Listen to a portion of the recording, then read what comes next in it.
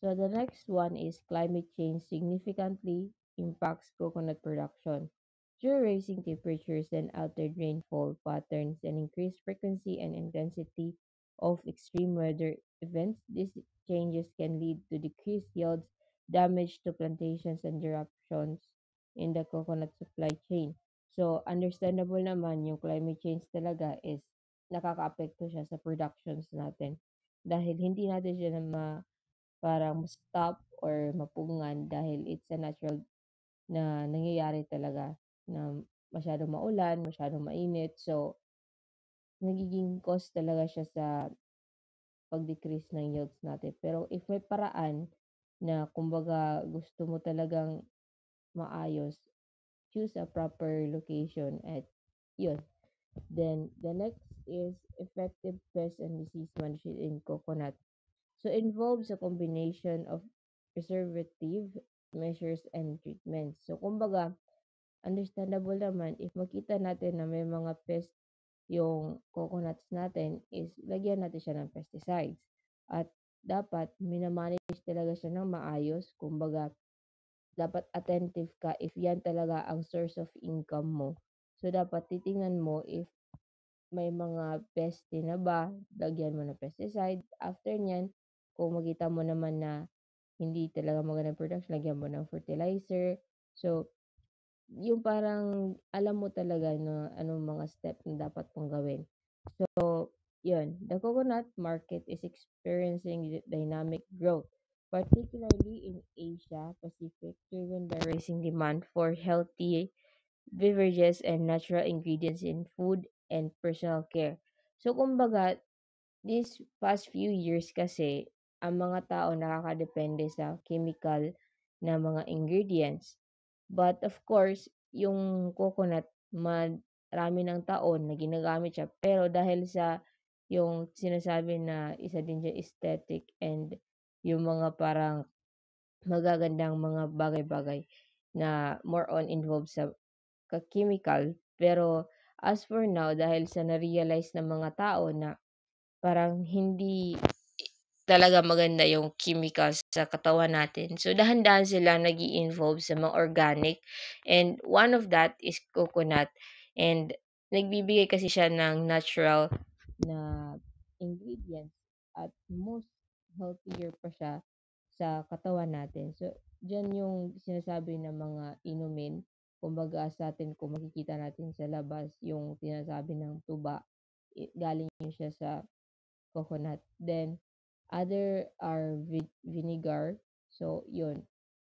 And many more na benefits ng coconut. So, yun. Then, the technology innovation are vital for improving coconut farming and the processing, boosting yields, and market the industry more suitable.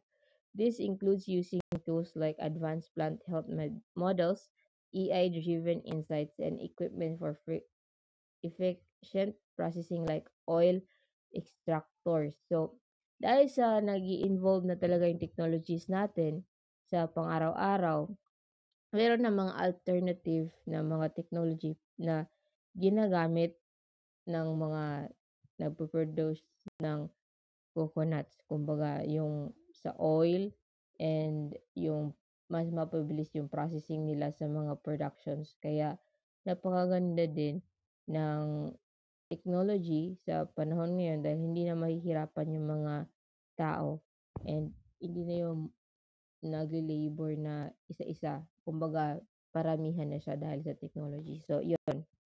The sustainability of coconut production is generally considered sustainable due to the minimal environmental impact of the coconut palm trees and wide range of uses for the plant. So, sinasaad dito na hindi naman masyado nahihirapan yung production natin sa coconuts dahil hindi naman lahat ng tao masyadong inaano yung mga coconuts dahil marami talaga siyang benefits. So, it's let's say, tine-treasure siya ng mga kapwa nating tao, Pilipino, kumbaga, dito sa Pilipinas and even sa ibang bansa dahil napaka-importante talaga ng coconut sa buhay natin. And yun. The coconut industry has significant economic and social impacts, particularly in regions where it's a major crop. It provides livelihoods and contributes to national economies and offers a range of products beyond just the fruit. So, like na paulit ko sinasabi, hindi lang basta-basta na sa isang banda lang yung benefits mo sa coconut dahil halos lahat ng parte niya meron talagang benefits sa atin. So, it can also benefits other people and the economy dahil it provides a lot of benefits. So, mas nagiging malaki pa talaga ang industriya ng coconut trees at mas marami pa talaga ang nagbibigay ng iba't ibang uses niya. So, yun. So, the coconut industry in the Philippines is governed by a mix of laws and regulations aimed to protecting coconut trees, supporting farmers, and promoting the industry development. So, ang example dito is Protecting Coconut Trees Republic Act number 8048. So, as you can see sa picture na nilagay ko, bawal yung pagputol ng kahoy ng basta-basta na walang permit and yung illegal na pagpuputol hindi pwede. So magkakaroon talaga ng problema if nagpuputol ka ng basta-basta ng kahoy like sa coconuts and it may cause na pwede ka makulong or maka-penalty ka. So yun. The next one is the promoting coconut farmers and industry. So kumbaga, hindi kasi masyado nakikita yung other areas ng nagpo-produce ng mga coconut products. So, dapat natin siya i-introduce sa karamihan para mas maging mabuti pa talaga ang mga hindi lang sa sarili nating profits but also mas makakatulong pa sa mga other farmers and other people na maka-benefits ng mga provide ng isang coconut tree. So, yun. So the trends. The coconut production industry is criticized by steady growth and increased demand for coconut products, particularly in areas like plant-based foods and beverages, as well as beauty and wellness. Globally, the coconut oil market has seen consistent production volumes without significant fluctuations in the Philippines. The industry is a major contributor to agriculture exports, with coconut oil being a significant export.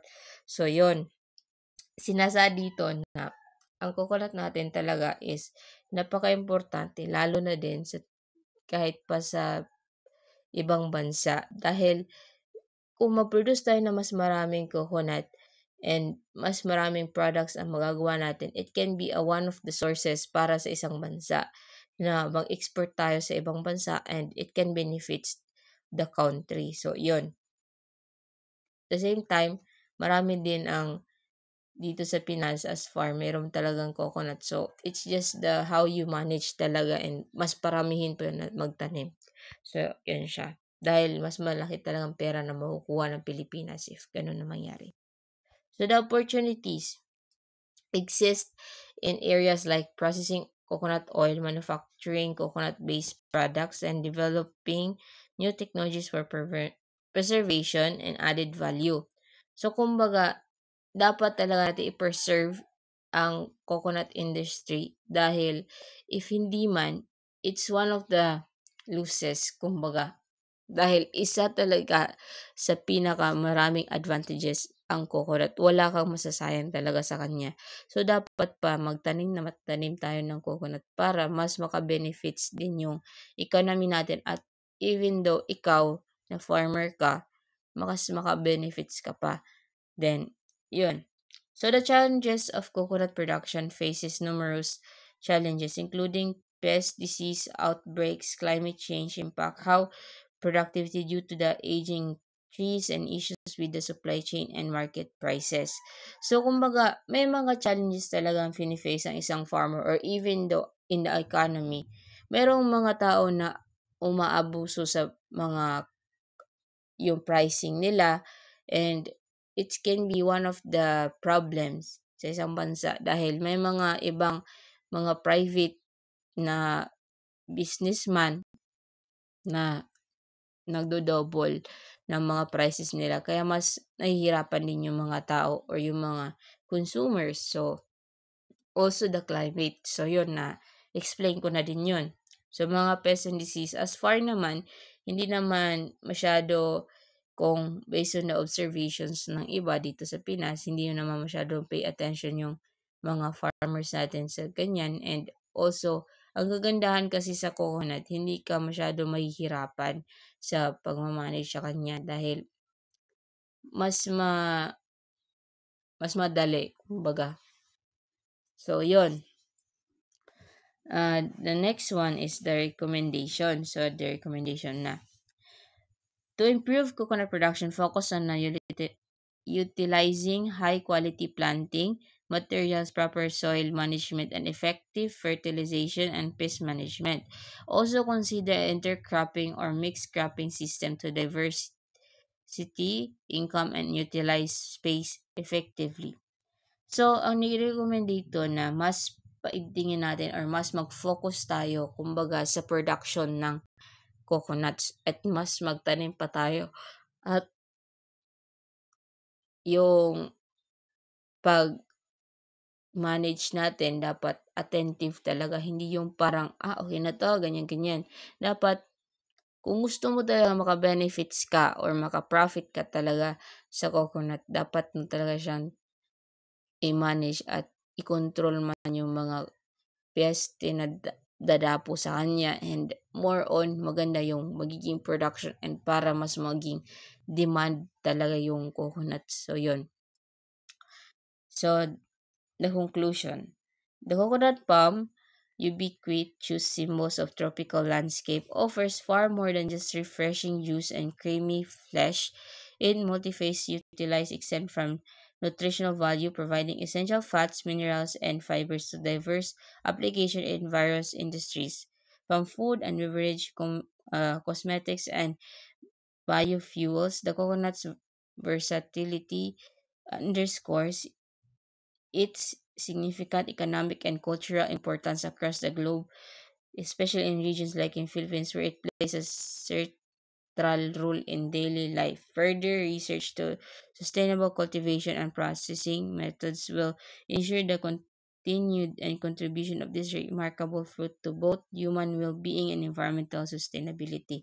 So yun, as for yun talaga, napakalaking benefits na makukuha natin sa isang coconut or even though maraming coconuts and makaka-benefits din yung economics natin. So, yun lang. So, maraming salamat sa panonood and sa pakikinig. So, yan lang po. Thank you.